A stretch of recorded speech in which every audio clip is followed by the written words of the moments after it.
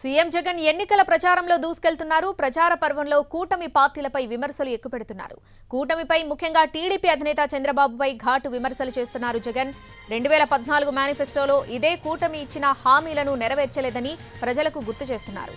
అప్పట్లో టీడీపీ ఇచ్చిన మేనిఫెస్టోను చూపిస్తూ అందులో ఎన్ని హామీలు అమలు కాలేదో, ఎందుకు కాలేదో వివరిస్తున్నారు. తాజాగా టీడీపీ మేనిఫెస్టోపై విమర్శలు గుప్పిస్తున్నారు. మేమంతా సిద్ధం బస్సు యాత్రలతో ఇప్పటికే రాష్ట్రాన్ని చుట్టొచ్చిన జగన్ ఇప్పుడు మలివిడత ప్రచారం నిర్వహిస్తున్నారు. రోజుకు 3 అసెంబ్లీ నియోజకవర్గాల్లో బహిరంగ సభలు నిర్వహిస్తున్నారు. అందులో భాగంగా ఇవాళ బొబ్బిలి, పాయకరావుపేట, ఏలూరులో ప్రచార సభల్లో ముఖ్యమంత్రి జగన్ ప్రసంగించనున్నారు.